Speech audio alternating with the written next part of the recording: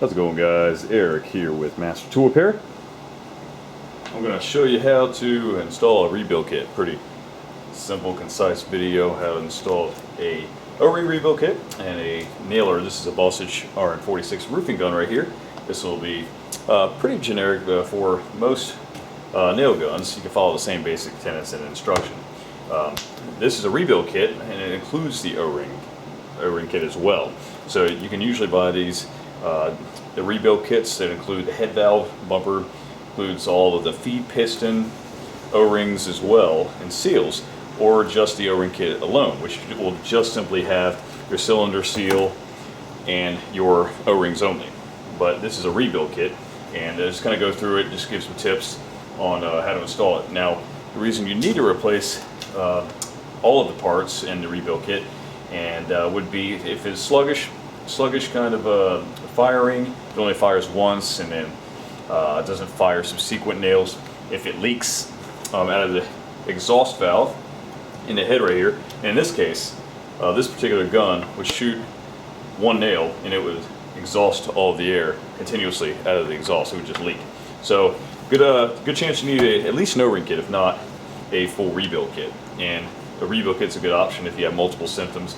It's skipping, not firing more than one nail, leaking from the feed piston on the other side, or the head valve, or what have you. So now this doesn't include the trigger assembly, the trigger valve. That'll be a TVA6 part number. TVA6 trigger valve, you really only need to replace it if it's leaking from the trigger continuously. But this is a rebuild for the feed piston, head valve, and the main engine parts, or the main internal parts. Alright, as you can see in here, we have a little bulkhead there, and I've already replaced the O-ring inside of that. And we have our driver here, and our bumper. This is a small ring that you want to put around the driver that fits there at the bottom of the gun, kind of where the nose installs. So it has a little split there, as you can see. Just fit that right around. Put that on the new part, which comes in the rebuild kit. Put that on the driver first. And in the kit, you'll get O-ring lubrication. Very important. Just make sure you really lube up all your O-rings real well. That's the bottom line. You don't want to install them dry. I mean, that'll certainly damage O-rings. So you'll get a little tube like this of O-ring grease. So I'm going to go ahead and grease them all up. I've already taken a little pin. You can take something like this, almost like a dental pin, and they come in the kit as well. You'll get a small little pin. Simply remove the old O-ring, come out pretty easy. Lube it up, and then install the new part there. And the O-rings install, pretty self-explanatory. They're all basically the same way. And you also get your head valve, or your head gasket right here. Lube that up as well with O-ring grease, and that just sits there in the groove of the head. And it's 4mm bolts on this particular head, which I haven't bit in the impact. So just remove the head bolts, and everything will pretty much come apart very easily. And just keep it in order if you can. This is the old head valve. It comes with a new head valve. You see the spring there. It even comes with the piston, bumper. I mean, it comes with really all the parts that you need. Okay. So remove the head valve components, and just as it came out, you want to install the new components. And you see all the O-rings here. See in the lower head valve and upper head valve. And just lube them up and install them. And you also see a little seal here, a neoprene seal that I installed on the head valve itself. And install your spring in there, and again your piston stop. So just make sure to keep them all the components in order, and that makes it a lot easier, because sometimes it gets confusing what and where.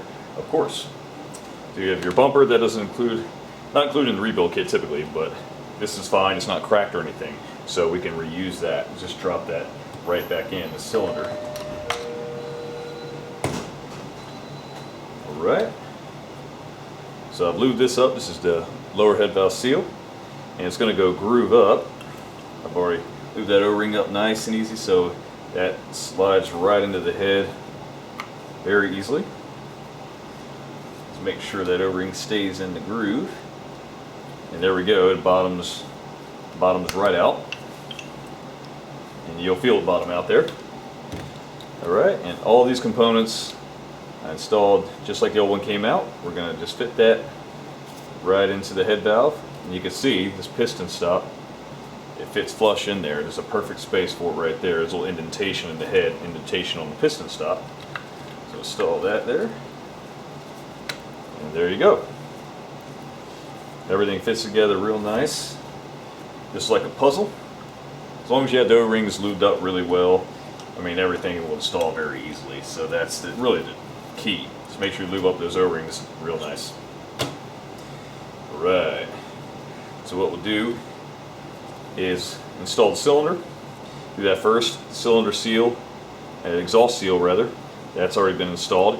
You'll have that in your new O-ring kit typically. It's O-ring seal right there, a cylinder seal there, and a little indentation here for the head valve to rest on. So that just presses into the body, just like that.